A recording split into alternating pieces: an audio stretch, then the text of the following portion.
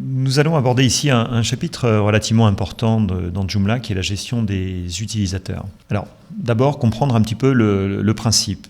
Vous avez plusieurs façons, en fait, non pas de gérer ces utilisateurs, mais de pouvoir utiliser cette notion de login mot de passe pour pouvoir s'identifier dans des zones particulières. Vous avez la partie administration du site. Nous avons un formulaire lors de l'entrée dans cette zone qui nous invite à nous authentifier avant de pouvoir accéder à cette zone. Donc on aura bien entendu une première approche qui sera celle-ci. Et puis vous avez également la partie frontale du site, puisque en fonction du choix et de la stratégie que vous allez adopter, vous pourriez, le cas échéant, justement envisager que les gens puissent également se connecter. Alors, nous avions évoqué dans une précédente séquence la notion de site hors ligne, par exemple, qui faisait notamment appel à cette notion de gestion d'utilisateurs. Ici, nous allons aborder d'autres cas. Le premier cas, ce serait d'envisager, par exemple, que l'internaute puisse venir, par exemple, éditer du contenu. Première possibilité. Donc ça veut dire qu'une fois connecté, eh bien, en fonction du profil qui sera rattaché à cela, eh bien, vous aurez la possibilité de bénéficier de boutons de ce type avec la fonction ici modifier qui proposera à l'internaute une interface justement d'édition, là en l'occurrence ici de l'article, directement par le biais de ce lien. Donc ensuite, il pourra venir modifier l'article, sauvegarder, et automatiquement, vous voyez, la modification sera prise en compte par l'outil sans forcément que la personne ait pu se connecter via cette partie administration.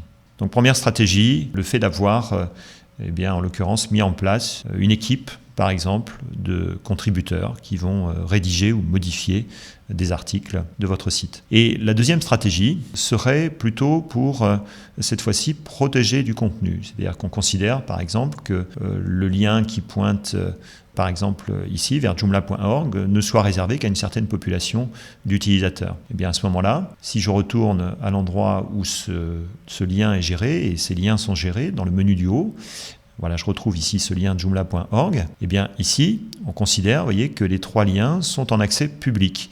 Et bien, à partir du moment où je souhaiterais protéger cette zone, eh bien, on peut imaginer, par exemple, alors nous entrerons plus tard dans les détails, j'expliquerai pourquoi j'ai fait ce choix, mais dans la zone d'accès ici, vous avez d'autres accès, comme par exemple l'accès qui est réservé aux super utilisateurs. Je suis un super utilisateur, donc je vais pouvoir m'octroyer justement ce niveau d'accès. Donc si j'enregistre, j'ai bien entendu maintenant un niveau d'accès qui a été modifié. Et si je viens actualiser la page d'accueil du site, vous voyez qu'il y a un lien qui a disparu, dû au fait que justement les deux premiers étaient publics, le troisième ne l'est plus, et il ne sera disponible qu'à partir du moment où l'utilisateur sera connecté, et connecté avec un profil justement rattaché à ce niveau d'accès. Donc ça, c'est une deuxième stratégie que vous pouvez utiliser soit de façon séparée, soit de façon complémentaire à la première que nous avions évoquée, qui était celle de la mise en place justement de contributeurs de sites. Donc voilà, de présenter en fait ces deux aspects. Ensuite viendra la notion de stratégie, cette fois-ci de création de compte. Deux possibilités s'offrent à vous. Soit vous dites l'utilisateur peut créer son propre compte via notamment ce module de connexion. On a ce lien ici, créer un compte. Soit vous considérez en fait que c'est vous qui finalement mettez en place la création de ce compte ou la création de ces comptes utilisateurs sans que l'internaute puisse justement créer lui-même ses comptes. Donc deux stratégies différentes et deux façons de gérer justement cette création de compte. Alors où est-ce que tout cela se paramètre ? Ça va se paramétrer dans le menu dédié aux utilisateurs, ici utilisateur.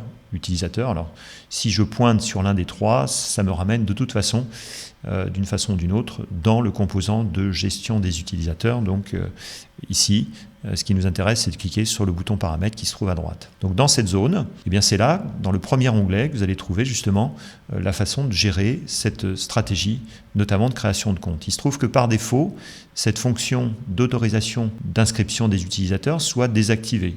Ici, elle était activée pour moi. Donc à partir du moment où je viens répondre non, je n'autorise pas la création de compte par l'utilisateur lui-même, j'enregistre, bien vous allez voir en fait que le module automatiquement s'ajuste et fait disparaître justement le lien que nous avions précédemment.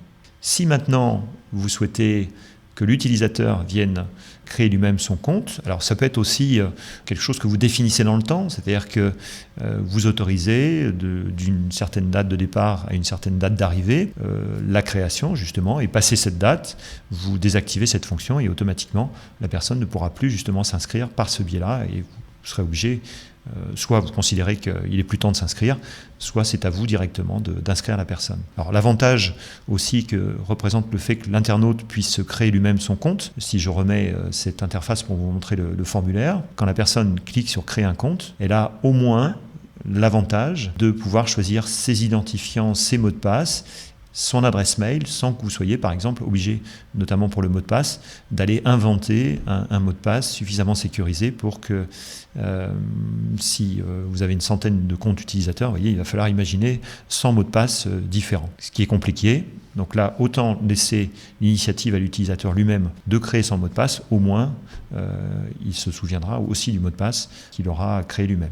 Je reviens à la page d'accueil, je reviens dans les paramètres. Donc cette stratégie de création de compte peut s'activer. Ensuite, il va falloir définir justement le groupe des inscrits.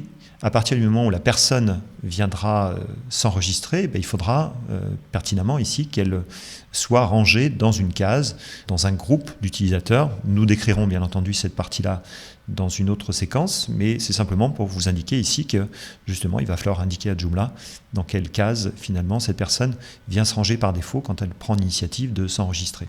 Ensuite, il y a également une stratégie d'activation des comptes. On considère en fait qu'il y a 3 possibilités. Soit le nouvel inscrit est enregistré sans confirmation de la demande, alors c'est un peu cavalier de faire ça, mais ça va être par exemple une stratégie qui va être à privilégier quand vous avez un Joomla qui utilise également en parallèle un outil de système de vente en ligne de produits par exemple. On n'imagine pas que l'utilisateur soit obligé de regarder dans sa messagerie pour pouvoir activer son compte quand il est dans un processus d'achat. Vous avez un risque qui est celui d'une lassitude de l'utilisateur ou de l'acheteur potentiel qui dit voilà, puisque on me demande de confirmer, on n'a pas confiance en moi et donc ou j'ai pas le temps d'aller consulter ma messagerie et donc je renonce à faire cet acte d'achat. Donc dans ce cas-là, on aura plutôt une stratégie minimaliste. L'auto-activation, l'utilisateur reçoit un email de confirmation de la demande d'inscription avec un lien sur lequel il doit cliquer pour activer son compte. Donc ça veut dire que les adresses exotiques, les adresses mail exotiques, sont filtrées par ce biais-là. Et puis le troisième, qui est le plus sécurisé, c'est l'utilisateur reçoit un email de confirmation, donc c'est identique au scénario précédent, sauf que là, il y a aussi une validation du super utilisateur ou de la personne qui est désignée pour cela et qui va justement, au final, activer ou pas d'ailleurs le compte qui aura été au préalable confirmé également par un mail que reçoit l'utilisateur. Donc un premier mail est envoyé à l'utilisateur, il clique sur le lien, ça confirme. Ensuite, le super utilisateur reçoit également un mail sur lequel on l'invite à confirmer ou pas l'activation de ce compte. Voilà. 3 scénarios, 3 stratégies différentes également d'envisager cette partie-là. Ensuite, il y a également une autre partie qui est relative ici aux paramètres des mots de passe de création de compte. On considère en fait que par défaut, la longueur minimale, c'est ici 4 caractères. Mais on ne spécifie pas le nombre minimum de chiffres, de symboles et de majuscules, par exemple. Vous pourriez durcir la stratégie des comptes, d'une part en augmentant le nombre de caractères minimum, mais également en disant je veux au minimum un chiffre, au minimum un symbole et au minimum 2 lettres en majuscules par exemple.